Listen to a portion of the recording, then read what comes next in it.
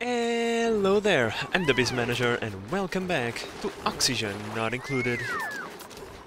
Now, today we are going to do something extremely interesting. That is, if the game doesn't throw any wrenches in my way. Which is usual what happens. We are going to get into the cryogenics fuels. We are going to try and build a chamber where we are going to process both liquid oxygen and liquid hydrogen.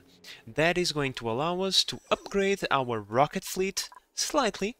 The idea would be to upgrade a couple of rockets, not all of them. We are going to keep a couple of petroleum, not really.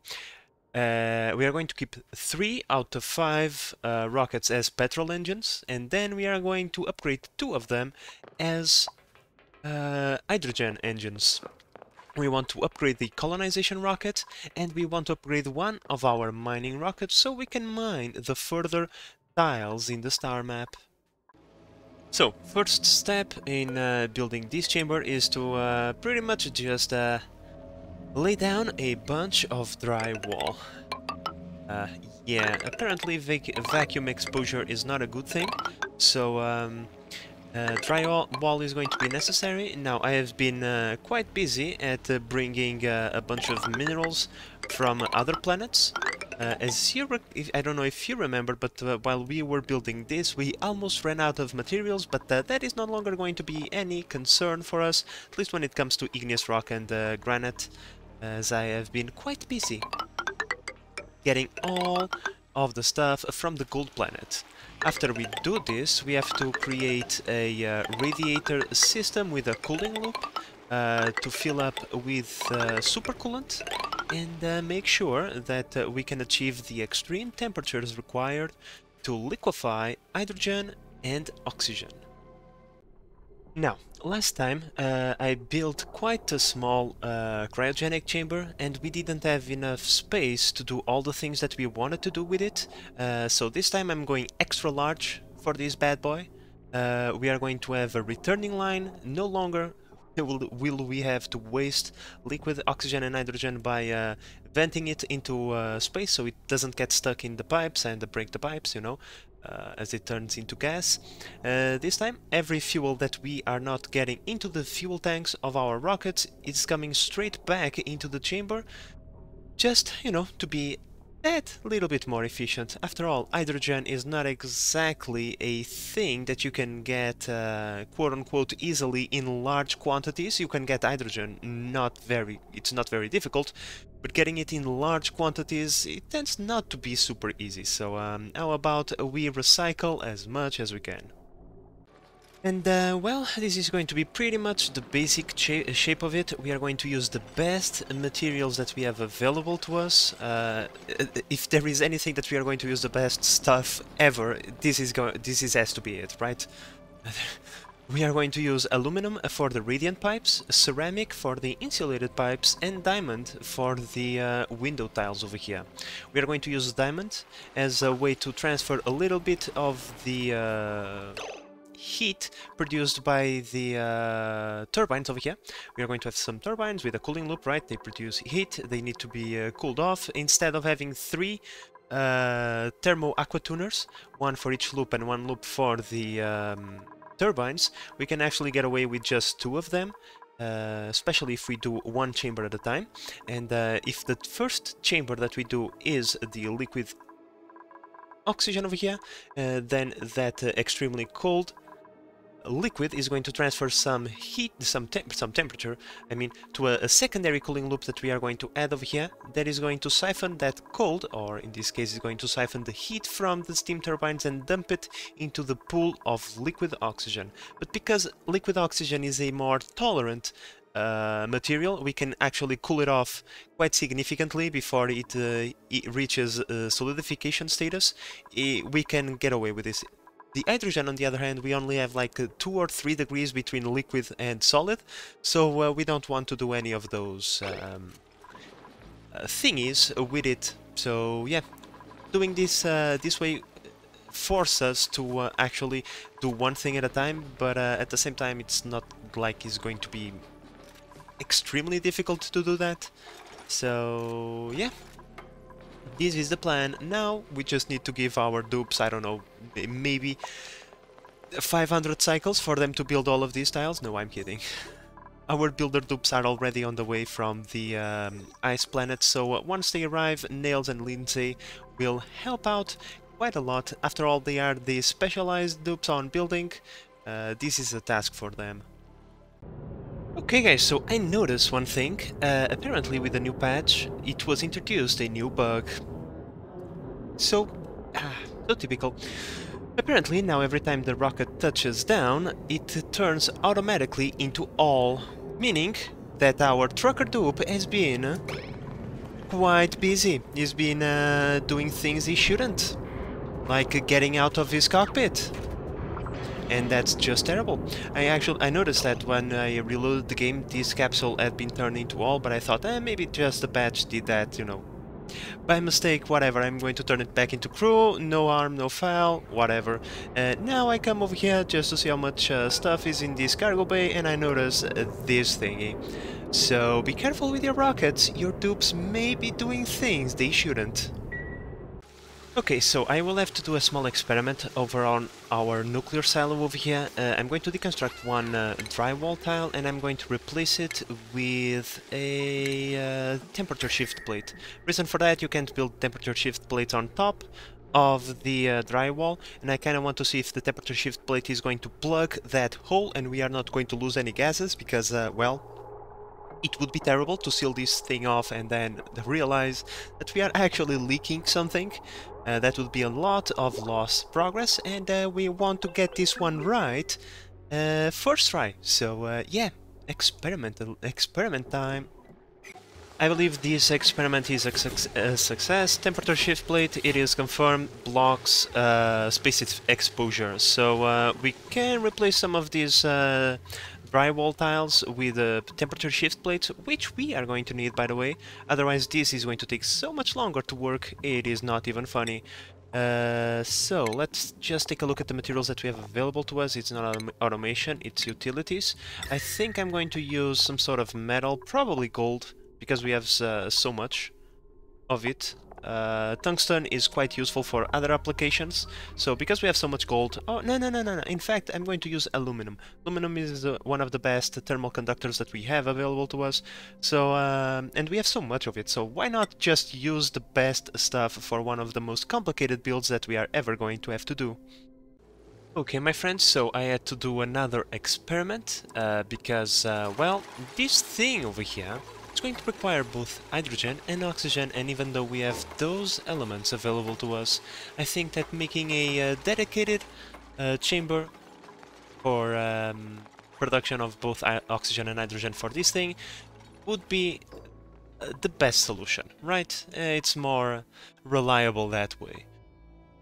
So, one experiment had to be done, because as we know, at least with the design that I usually go through, I need airflow tiles, and this is space, and we know that airflow tiles and drywall doesn't go in the same spot, right? So I placed this one over here, and even though we still get the warning over there that we have space exposure, as we can see, the pressure in oxygen is not dropping, so the oxygen is not being consumed by vacuum. Which is great. Great news, otherwise I don't know how I would do this, because with a solid tile over there it doesn't work as well. But still, oh well, at least that problem won't be a problem. Alright, my friends, so the dupes are actually being quite quick about this. Maybe we can even have this kickstarted before the end of this episode, which would be just fan-freaking-tastic. I remember that last time it took me like 3 episodes to get this completely operational, so I would be pretty happy if I got it done in one. But now, in here I placed 3 steam turbines instead of 2, because last time I recalled that 2 steam turbines were having a little bit of difficulty keeping up with the heat generated by the thermo aqua tuner, and that's one of the main reasons why you have to go 1 chamber at a time. But if we have 3, that process is going to be much simpler with a lot less risk, so I think I'm going to do that, especially because, hey, we have the space in here, so why not make use of the space? It's not like 800 kilograms of gold and 200 kilograms of plastic is going to make too much of a difference for us. But one steam turbine over here is definitely going to make a difference. Now, we are going to cool off the steam turbine using this cooling loop as we mentioned before. In fact, let me just do one thing over here to guarantee directionality of the fluid, because there is no ins and... Oh, yes, there is. There is a couple of bridges over there, but one more is not going to hurt us. So pretty much we are going to leave a small pool of supercoolant over here on the bottom that we are going to drop using the plumbing thingies, bottle emptiers, right? We are going to drop a little bit of that stuff over here. We are going to fill up the cooling loop with supercoolant, and then we have a giant radiant pipe over here that is going to be also filled up with supercoolant. So, yep, pretty simple process, and I'm pretty sure that is going to be more than enough to keep the steam turbines under control. Right, and then we are going to have our two thermo aqua tuners over here that are going to be pretty simple. We are not going to use any sort of liquid cargo containers. Not liquid cargo containers, what the hell am I saying? Liquid reservoirs, that's what I meant. Because yeah, it's not a good idea. It's not a good idea to have them. They buffer temperature, and that only makes it so that you have to cool off everything inside of the liquid reservoir. It's just adding difficulty. We don't want that. So pretty much we have our radiator over here with an input and an output. It's going to go around through the wall, so it doesn't transfer any temperature while it is in transit. The sensor over there detects the temperature. Pretty simple. It's like all the other cooling loops that we have done, except this one is going to be much cooler, much lower temperature. Let's just say it like that. I have to admit in shame that this is the second time that I built the wrong sensors on this chamber. First I built hydro sensors, now I built thermal sensors. God damn it, I can't get it right the first or the second time apparently. I want atmo sensors, please. Well, my friends, thanks to the tungsten, we shall soon have a bunch of steam. Look at the temperature of that water. Is a couple of degrees from exploding into steam, and we kinda want that because the steam is the thing that is going to be the medium between the metal tiles and the rest of the chamber. I'm going to add a couple of temperature shift plates just to help out a little bit, but still, you know. Oh, here we go. I always love to see a steam explosion. It's always so satisfying. Oh well, sometimes you cannot just focus on one issue. We have some low temperature on our geothermal power plant, which is just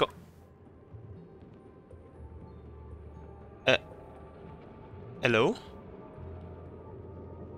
I think we are missing something. Where is my magma? Where's my magma? It was full of magma. Do we have... No, impossible. There is no gases in here to have the same thingy as in the water world. Well, this is a most unfortunate thing that happened to us. Yeah, because now we'll have to make a ginormous spike until we reach the magma again, and that is less than ideal.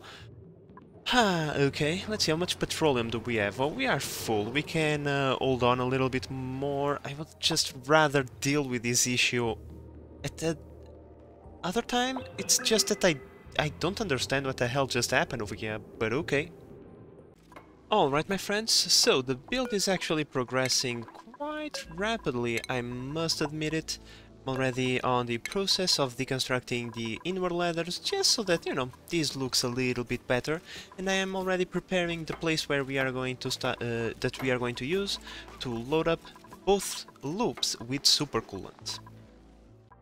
Well, infrastructure-wise, everything is done. We are just missing a couple of pipes and conductive wires, but mostly everything is done. Now the major problem is that we still haven't exactly initiated supercoolant production, so we only have 300 kilograms of supercoolant available to us. I already increased the priority, but it's going to take a little bit of time, and let me remove the supercoolant from here, because we are dropping water into the steam chamber. If we dropped any supercoolant over there, it would not be good. Alright, my friends, both cooling loops are now filled up. I left a tiny little gap in both of them. Yeah, as we can see, there is a gap over here and a gap over here. Tiny little gap just to make sure that there is no clogging up once the thermo aqua tuner gets activated. I don't know why, but usually when the thermo aqua tuner gets activated, if your cooling loop is full, it starts to chug a little bit. I always thought that the thermo aqua tuner would absorb one puff and that would make it even more simple. But apparently I was mistaken, and for that we leave that small gap. It's not going to affect the system too much, especially when the system is this size. So yeah, for safety's sake, otherwise we would have to break into the chamber to take one packet of water, not water, of supercoolant, and that would be just terrible. Alright, my friends, so the time for us to do some juggling has arrived. I was thinking, and the two rockets that we are going to upgrade for now are going to be this one, this mining rocket with a liquid cargo tank, small cargo bay and artifact transport module, plus the colonization rocket.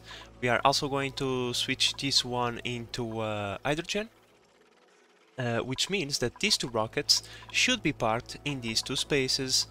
So, in order for me to do that, what I'm going to do is I'm going to send this rocket and this rocket to do a couple of missions. This one is going to get us some water. After all, we need to test it out, see if everything is working as intended on the water planet, and this one is just going to grab us some more tungsten and wolframite.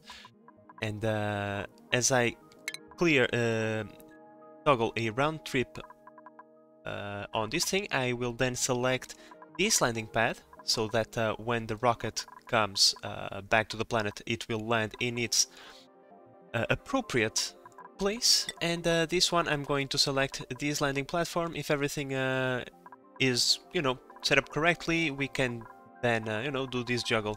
This one over here, it's not really important to send him away. We can just send him into orbit because we are going to keep the petroleum. However, this one we are not going to fill up because we don't want to waste any petroleum.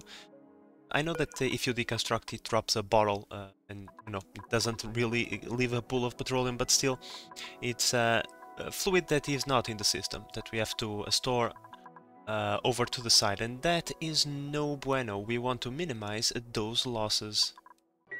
Okay, so our rocket has finally arrived over here, and I was setting up thingies right when I realized one tiny little detail. I cannot connect this pipe over here because, well, the dupe has no access to it, so the game doesn't let me put it in place. Damn you, game. Oh well, I suppose the rocket has to come back home empty-handed, but hey, at least if you go over here... There is one-way trip, yeah, fantastic, that's what we want anyway. So yeah, I already placed the correct platform, 107, so let's acknowledge the warnings, and let's send it on its way. Oh, my friends, we are so close to getting this done. We could kickstart this in just a few cycles. Everything is ready. We already should have water coming this way soon, I suppose. Hello? Why ain't you getting in? Because you are... Because I am stupid. Oh well, it happens sometimes, guys, don't worry. But yeah, we already have water over here, even though it is a little bit backwards. So we can start producing oxygen and hydrogen, and we can start pumping it into the into the cooling chambers. And we can start by activating this. Pretty much everything is ready to go on this end. We are just waiting on a few pipes to deliver the fuel and oxidizer to the rockets, but given that we are not in any rush to send the rockets on their way, I'm just going to fix these pipes over here, and we are going to turn on this sucker. I don't know why, but I feel like the game is lying to me.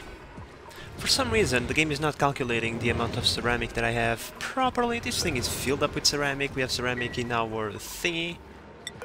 Oh yeah, we like. I don't understand, because ceramic is being a real bottleneck for us. The insulated pipes take a lot of materials, and well, I have to be running this for I'm already running this for quite some time now, and yeah. Apparently, there is something weird. Yeah, the dupes can get in here to get this. I don't get it. Oh well. In any case, well, the ceramic is quite important because we are going to need to extend a pipe almost all the way over here. The reason for that is we are going to convert all of our rockets to liquid oxidizer. We are going to keep 3 of them as petroleum rockets because, well, they don't need to be hydrogen rockets now, do they? But the liquid oxygen would be a great improvement, and well, the reason for that is we are producing a lot more oxygen than we are hydrogen, right? So we need to expand it in order not to waste it, because, you know, just like last time I designed this system with bleed valves. The reason for that is we don't want this to stop. For example, let's say that we have completely filled up this with oxygen, right? Then if we stopped, we probably would not have enough hydrogen already, and we could probably just use all the hydrogen and end up in a situation where we don't have enough hydrogen to fill liquid fuel tanks, but all the oxidizer tanks are filled up, so it's not producing any hydrogen, right? In those cases, the bleed valves will expel the excess oxygen into the vacuum of space. We are going to store 3 tanks filled with oxygen just to have a little reserve, and 2 tanks with hydrogen. It's not like it's a lot, because each one only stores 150 kilograms, which means 300 kilograms of hydrogen, which is it's like half of a block. When you think about it, it's not a lot. It's just a buffer, you know. I like to build these things. Can you blame me? These things look dope. What can I tell you? But yeah, other than that, the ceramic to build the pipe that is going to cross all the starport is being a little bit of a pain in the butt, but eventually we are going to get it done. That thing is producing ceramic at a very fast pace, and we still have a lot of clay to go through, so it's not going to be an issue. It's just going to take a little bit of time. Alright, my friends, the time has come. I believe everything is ready to go. I just wanted to implement an additional anti-waste system before we started.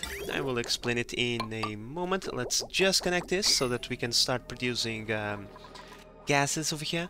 The gas pumps are disconnected. They should not be activating anytime soon. I just want to start pumping gases over there. Now, the additional anti-waste system that I wanted to implement was to prevent the gas vents from being open while we are still requiring either oxygen or hydrogen. Reason for that is mostly for the oxygen line, not the hydrogen. I don't think that is going to be a problem over there. But as we know, 2 pumps fill 1 pipe. I have 3 pumps over here, simply so that there is a better flow of oxygen in the chamber. Each pump is going to put into their individual buffer, and then all the buffers are going to combine into a single pipe. That means that eventually the buffers are going to be full, while this is still not full, which would mean that at that moment the bleed-off valves would start venting additional oxygen into space, which we don't want. So to prevent that, I just created a simple system using NOT gates that are going to send a signal opposite to the one being requested by the chamber itself, so that all the bleed-off vents are shut off. But with that in mind, I believe the time has finally come for us to start activating this. I believe this one is 800 grams. For now I'm going to set it at 1200, just to be extra safe. Reason for that is because this chamber is smaller, there might be a puff of hydrogen that gets vacuumed. I just want to monitor the system for a little while. Now, in the chamber itself, we need to set up the temperatures for the cooling loops. In fact, we even need to connect the cooling loops. Cooling loops connected. Just cancel that. Now, oxygen line, oxygen chamber, I believe. Let me double check my notes. Oxygen is 205, or at least that was the temperature that I had set it up in the previous playthrough. I'm pretty sure I set those temperatures for a reason. This one is minus 252, but we are not going to activate it just yet, as we spoke previously. We want to kickstart each chamber one at a time, because the heat produced over here is just that intense. I'm pretty sure that with 3 steam turbines we can handle it. But we have to remember that if 2 steam turbines have trouble handling 1 aqua tuner, we would require 4 steam turbines to have both aqua tuners active at the same time. So, yeah, not going to happen. Now, it would appear that we had an unfortunate drop of oxygen inside of our hydrogen chamber, but that's okay. It is okay to have oxygen inside of your hydrogen chamber. It is not okay to have hydrogen inside of your oxygen chamber. Reason for that is the temperatures that we are going to go for over here are going to solidify that little bit of oxygen, and it is never going to be catched by the liquid pump, because it's going to be a tiny little bit of a nice cube of oxygen, so that is not a problem. However, if hydrogen gets in here, we can end up with a situation where we have so much hydrogen that it blocks the high pressure gas vent, and because the temperatures over here are not keen on getting that hydrogen liquefied, it would just be terrible. Let's just say it like that. So that is the main thing that we want to avoid. Well, my friends, we are halfway there. The supercoolant is already halfway the temperature that it should be to start liquefying this. And we already have a little bit of steam being formed and some power being generated by the steam turbines. Cool, but eventually this thing is going to get much, much hotter, which means that the 3 steam turbines should be operational in no time. Well, my friends, pipe-wise, we are completely done. All the pipes are connected. The second we have fuel, we can start using it. All of this is made out of ceramic until more or less this point, ceramic, and from here on out is igneous rock, because, truth be told, it doesn't really matter. We are in a vacuum. There is nothing to exchange temperature with. In here, it must be absolutely ceramic, or insulation if you have access to it, but ceramic is good enough. Now, over here we have completely filled up this chamber with 20 kilograms of oxygen. Now, you might be wondering, shouldn't we be venting out the remaining oxygen so we could keep up with the hydrogen production? And the answer for that is not really, because, well, we are focusing on this chamber, not this one. This is just a cherry on top of the cake. We already have a little bit of hydrogen to kickstart this process once we want to. But let's not waste resources such as water, which is at a premium at this point of the playthrough, even though we have plenty of water in other planets. Right here, if we check our meter, we can see that our water situation is not looking super great. We have been able to accumulate a little bit. The water almost reached this point, but I took measures against it, so now we are filling up slowly but steadily. But still, it would not be a bad idea to go back to the water planet, fix that tiny little issue with the pipes, and start, well, taking water from there, because clearly we are going to need it. Oh, and by the way, this bug is going to get some dupes killed. I can tell you right now, if you do things like me, where you like to drop your suit on the floor and then re-equip it before you let your dupe out using the crew thingy over here, you need to be really, really careful.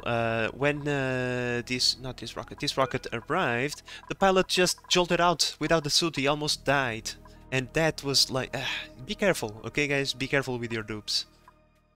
Well, my friends, while I'm waiting for the oxygen to liquefy, I have been busy trying to fix the steam, not the steam, the geothermal power plant. The temperature has increased slightly. We are above 175, which was our previous warning temperature. I dropped it over 120 because I was tired of hearing the noise. But yeah, I'm going to dig down a little bit more. But unfortunately, we are running out of magma, which means we'll have to go to the side or something. But this was indeed a big mystery because I don't see any solidified magma over here, like igneous rocks, like these little bits over here, right?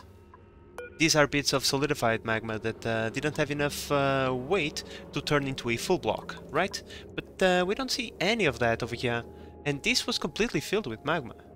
We can see that there is still a little bit over here, so at least until this level over here, and I believe it was almost all the way over here. So it's kind of a mystery what happened over here, and it is at the same time a little bit unfortunate. But I suppose that eventually I'll just build the spike over over this way, right? And then I dig into the magma somewhere around here. What did I tell you? What did I tell you? I got distracted for 2 seconds and Nicola just jolted out of the Spacefarer module without a suit. Are you crazy, my friend? Well, my friends, we have our very first drops of liquid oxygen. Isn't this great? I think it is. Now, as we can see, this thing is not yet super stable. It's, you know, turning from gas to liquid, constantly because we are adding hot oxygen that is siphoning some temperature, but eventually it's going to become low enough that it's going to stabilize. Now, over here, I am already on the process of reconstructing this rocket. As we can see, we exchanged the small cargo container for a large one, and we even added a solar panel. This rocket had none, so this is a great improvement. This is the Tube News Network weather forecast. Tom, there is a downpour of liquid oxygen. It is advised that tubes bring their atmosuits and perhaps a cold sweater, as this liquid oxygen is very, very cold. Back to you, Tom. Well, my friends, I've been looking for a new dupe for a very long time. I have been extremely unlucky with the dupes that I have well, I have got from the blueprint pod. No one with building or operating or anything like that. Joshua is the first dupe that I am even considering getting, because he has the Steridie trait, which gives him plus 10 morale when he is working on outer space, which tends to be a big chunk of the time as of now. And you know, he has supplying. We need someone to do supply plus tidying jobs around the place. Joshua is not going to be a bad choice, so let's welcome Joshua. Our supplier has been chosen. Now, we can only get 3 more dupes, I believe. Yeah, 3 more dupes. And those should be at least 2 builders, or 1 builder and 2 operators, something like that. So yeah, I'm going to be much more rigorous with my selection choice from now on. Okay, my friends, so I think soon we can kickstart the hydrogen side. Mostly because this thermo aqua tuner has been idling a lot, and we are barely producing any temperature. So I think it's safe to go ahead and kickstart this thingy. I'm just going to wait a little bit longer until we have at least 2 tiles worth of oxygen. Then I am going to start the hydrogen side over here. Well, my friends, the time has come. I believe it is minus 252. Yes, it is. Let's go. Let's start to chill out this area over here, because as you can see, this area is quite toasty, but that is not going to be like that for very long. Trust me. Well, on unrelated topics to the theme of this episode, we ran out of slime, guys. We have literally used all the slime that we had on the map and turned it into dust caps, and that got us close to over 5 million kilocalories of fried mushroom. I can't say that I am displeased with that result. I'm going to keep this crop over here for any slime that we might get in the future. But no more mushrooms for us. So, I have become a little bit paranoid about the newly found bug, so I'm going to modify our water transportation rocket to accommodate a suit dock, so that the trucker dupe that we might find in the future to drive this rocket will have at least one suit to protect him when we are not looking. For his safety. So yeah, a few modifications are bound for this rocket, but once again, we are not exactly in any rush, so that's perfectly fine. The temperature over here has already dropped to the point that the little bit of oxygen that we had over here is already solidifying, is already liquefying, I mean. Soon this should, let's select the liquid oxygen, soon at minus 218 it should freeze into tiny little cubes of oxygen, and then we'll no longer have to worry about it. Well guys, the game gave us an opportunity. We have 3 larva eggs from this blueprint series, so let's take them. And let's go over here. I already made some preparations, and let's ask for those larva eggs where they are. Incubate. I can't copy settings, but that's fine. These things can incubate faster than it can incubate by itself, so we shouldn't have any issues with a larva hatching over here and causing a bunch of trouble. Now, I have to build a space heater over here, unfortunately, because I ran out of clay to make ceramic. It's one of those things, right? We don't have any polluted oxygen going around, so we are not turning sand into clay. Well, that's somewhat unfortunate, but we already have a good amount of ceramic for the time being, and I'm pretty sure we'll be able to find clay in some place should we need it, but this is more important now. And here we go, guys. We have achieved a liquid hydrogen. It feels so good to see those pink droplets of shower of whatever that is. Whatever we can call that. It's been a long time for me, guys. My brain is starting to shut off, but the objectives for today was achieved. Now, I had to push the temperature over here a little bit further.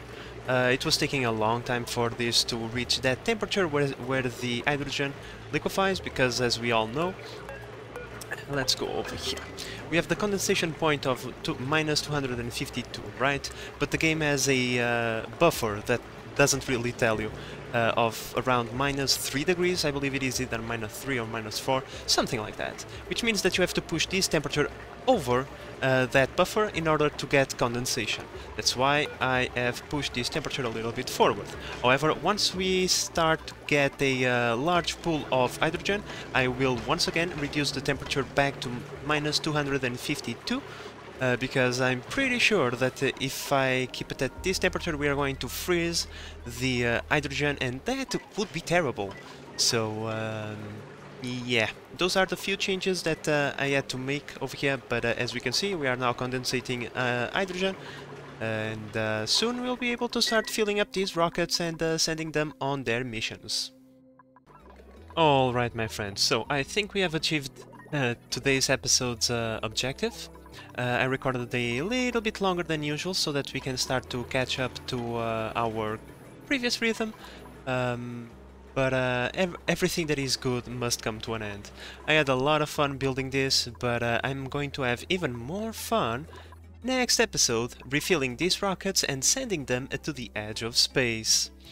Boy, I can't wait. But with all of that said, guys, this cycle is coming to an end, so this episode will also end here. But before we go, I just wanted to say that I noticed that last episode's audio was still not exactly ideal. I tried to balance the audio a little bit better, so hopefully my voice is more audible in this episode. But if not, just know that I am taking that into consideration, and every time I edit the video I notice how loud or how low the video, the audio is, and I'm going to take steps to rectify it until it is as perfect as I can get it. But with all that said, guys, I hope that you have enjoyed this episode and that you are enjoying the series so far. If you are, please consider subscribing and help the channel grow. In the meantime, this is the Base Manager signing out. Bye bye!